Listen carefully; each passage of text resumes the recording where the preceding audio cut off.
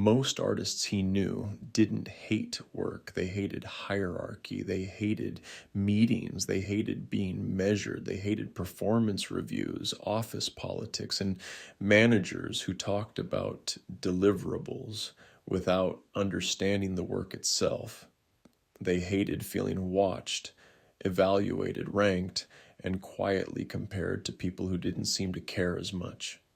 He understood that hatred well.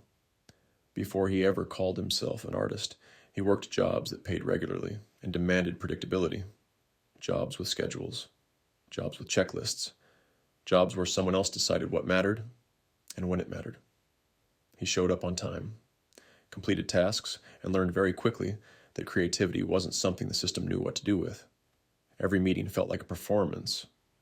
Every review felt like judgment disguised as structure. He told himself the problem wasn't the work, it was the system itself. The system didn't value creativity. The system rewarded obedience. The system flattened nuance into metrics and turned effort into numbers on a screen. And every day he stayed inside it, resentment grew.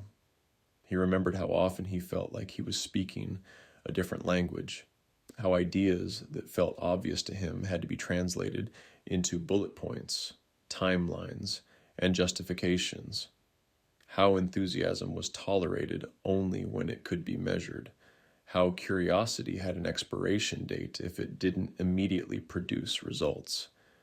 Over time, he learned to shrink himself just enough to fit, to sound professional instead of honest, to aim for approval instead of meaning. And every time he did, something in him hardened.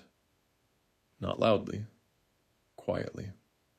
A small resentment formed each time he swallowed an idea because it didn't belong in the meeting. Each time he stayed late polishing work that didn't matter. Each time he was told to be realistic by people who had stopped imagining anything new long ago. He didn't want to admit how deeply it affected him, so he wrapped that resentment in a story about integrity, about refusing to participate, about being different. But difference without direction turned into isolation.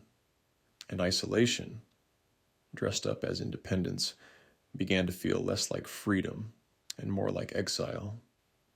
The system didn't just frustrate him, it taught him to distrust himself, to second-guess instincts, to ask permission before creating.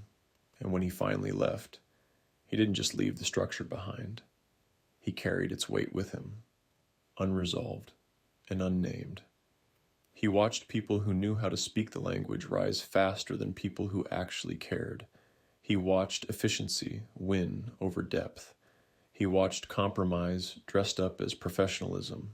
And slowly, quietly, he decided that whatever this was, it wasn't for him. So when he finally left, it felt like escape.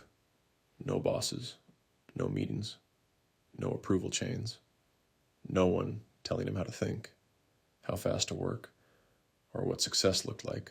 Just him, his art, and the promise of freedom. He told himself that real artists couldn't exist inside corporate systems, that rejecting structure was part of staying honest, that resistance was integrity. For a while, that belief carried him. He wore it like a badge. He spoke about the system with contempt. He dismissed anything that smelled like corporate thinking, marketing, strategy, planning.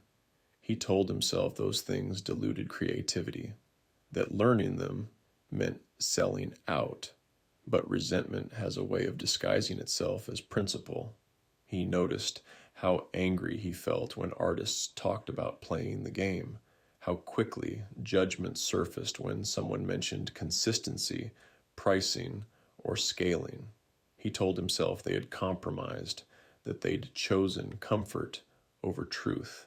What he didn't admit, not yet, was that beneath that judgment lived fear. Fear of being measured again. Fear of being evaluated. Fear of discovering that structure didn't fail him. that he had simply never learned how to work with it. So he rejected systems completely. And in doing so, he walked away from something he didn't realize he still depended on. What he didn't expect was how quickly the system followed him. Not the familiar one, not the predictable one with clear rules and steady paychecks. This version was quieter, more chaotic, and far less forgiving. Deadlines still existed. Now they were self-imposed and easier to ignore. Metrics still existed. Now they were invisible and inconsistent. Authority still existed. Now it lived in clients, algorithms, audiences, and buyers who could disappear without explanation. The system hadn't vanished. It had become unstable. What made it worse was that no one warned him how lonely it would feel. In the corporate world, frustration was shared. Everyone complained about meetings, metrics, and management together. There was at least a common language for dissatisfaction. But once he stepped into the world of art, the struggle became private. Failures didn't have names. There were no clear benchmarks, no annual reviews, no one to tell him whether he was ahead or falling behind. Every outcome felt like a reflection of his worth. If nothing happened, it felt personal. If momentum stalled, it felt like proof. He told himself this was the price of freedom. But deep down, he felt exposed. The system he had rejected had at least provided structure for failure. Now failure was quiet, ambiguous, and constant. He began to realize that systems don't just organize work, they organize doubt. Without one, every hesitation echoed louder, every delay felt heavier, and because he had sworn off structure entirely, he had no container to hold those feelings. He floated between bursts of productivity and long stretches of avoidance, mistaking emotional intensity for progress. The irony was painful. In trying to escape being controlled, he had become controlled by uncertainty. The algorithm became his boss.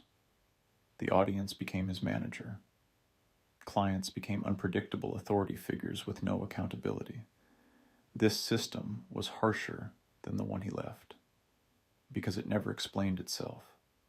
What unsettled him most was how familiar this all felt. He had traded visible rules for invisible ones, but the pressure was the same. He still woke up thinking about productivity, still measured days by output, still judged himself harshly when effort didn't translate into results. The difference was that now there was no external framework to absorb the blame. Every failure landed directly on his identity. He began to understand that structure doesn't eliminate struggle, it distributes it. Without structure, all the weight collapses inward, and that collapse is what made the freedom feel unbearable. He wasn't resisting systems because they were oppressive. He was resisting them because they required clarity, because they forced him to decide what mattered enough to measure, repeat, and improve. Avoiding that decision had felt like independence. Now it felt like drift. And slowly, reluctantly, he understood something he had resisted for years. Structure wasn't what crushed him before. It was the absence of ownership over it. The problem was never systems. It was living inside ones he didn't choose, then refusing to build ones he could. At first, he mistook that instability for freedom. But freedom without structure demanded constant decision-making. Every day required him to choose when to work, what to work on, how long to work, and whether any of it mattered. The mental load was exhausting. He missed something he never thought he would: clarity. In the corporate world, expectations were explicit. In the art world, expectations were implied and shifting. Success felt arbitrary, failure felt personal, and because he had rejected systems entirely, he had nothing to fall back on when motivation faded. Resentment turned inward. He blamed himself for lacking discipline while refusing to build any. He felt pressure to be both creative and self-managing without tools to support either. The freedom he fought for now felt like standing on open ground with no shelter. That's when the uncomfortable realization arrived. He didn't hate systems because they crushed creativity. He hated them because they forced accountability. Systems reveal patterns. They make effort visible. They expose gaps between intention and action. And for someone who tied their identity closely to being naturally creative, that exposure felt threatening. So he'd avoided it. But avoidance didn't make him freer. It made him fragile. The artists he admired most weren't anti-system. They were selective. They built structures that served their work instead of rejecting structure altogether. They treated systems as tools, not prisons. The problem wasn't the corporate world. The problem was never learning how to translate structure into something personal. The shift didn't come from inspiration. It came from exhaustion. He reached a point where resentment stopped feeling righteous and started feeling expensive. Expensive in energy, expensive in momentum, expensive in how much of his life it consumed without building anything in return. He realized that every day spent resisting structure was a day spent negotiating with himself, and those negotiations always ended the same way: in delay, in guilt, in another quiet promise to do better tomorrow. That's when he stopped asking whether systems were good or bad and started asking a different question. What is this system actually doing for me? For the first time, he looked at structure without emotion, without rebellion, without the need to protect an identity. And what he saw surprised him. Systems weren't moral. They weren't oppressive by default. They were neutral, containers, tools. They held weight so individuals didn't have to carry everything alone. In the corporate world, structure had absorbed uncertainty. It told people when to show up, what mattered, and how success was measured. That didn't make the work meaningful, but it made it predictable. And predictability, he realized, is a form of psychological safety. When he left that world, he didn't escape systems. He lost predictability. So he began to build his own, not rigid ones, not borrowed ones, ones that matched the kind of artist he actually was. He chose constraints instead of rejecting them, working hours instead of endless days, output goals instead of vague ambition, simple metrics that informed decisions instead of judging worth. The anxiety didn't disappear, but it stopped running the show. He noticed something else, too. As structure returned, resentment faded, not because the world became kinder, but because he no longer felt at its mercy. He wasn't waiting to be chosen. He wasn't interpreting every outcome as a verdict on his talent. He was participating instead of reacting. This was the part no one had explained to him before. Artists don't suffer because they lack freedom. They suffer because they lack integration. They reject corporate systems because those systems once made them feel small. But rejecting structure entirely doesn't make you large. It makes you unsupported. Creativity doesn't need chaos. It needs containment. The corporate world isn't the enemy of art. It's a crude version of something artists eventually need to learn how to do for themselves. Create stability so energy can be spent on expression instead of survival. Once he understood that, something softened. What finally clicked was that systems don't exist to control people. They exist to reduce friction. In the corporate world, that friction is emotional distance. In the art world, it's uncertainty, When systems disappear, uncertainty multiplies, and uncertainty, left unmanaged, turns into self-doubt. He saw how often artists romanticize chaos while quietly suffering under it, how they mistake constant reinvention for growth, how they confuse flexibility with freedom even when it leaves them exhausted. Structure, when chosen, doesn't limit expression, it limits noise. It quiets the mental static that steals attention from the work itself. Once he understood that, he stopped borrowing his sense of direction from the outside world. He stopped reacting to algorithms, trends, and imagined expectations. Instead, he built rhythms that made progress inevitable, even on uninspired days. This wasn't corporate thinking. It was craftsmanship applied to life. And in that realization, he finally felt aligned, not rebellious, not compliant, just grounded. He no longer felt the need to prove he wasn't that kind of person.